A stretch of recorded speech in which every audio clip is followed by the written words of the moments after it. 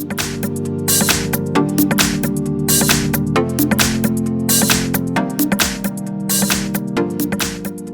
I have Samsung Galaxy A5 of 2017, and let me show you how to clear browsing data on the following device. So at the very beginning, let's start by using your home screen. Here let's find and select the internet right here, so the Samsung browser. Choose more key right here and select settings. From the following options, let's find and select the privacy.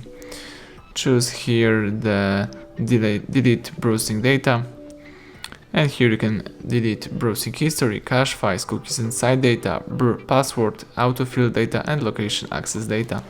In my case, let me clear all of them. Tap delete, and personal data has been deleted from your browser. So everything went well. Thank you for watching. Please subscribe our channel, leave thumbs up under the video.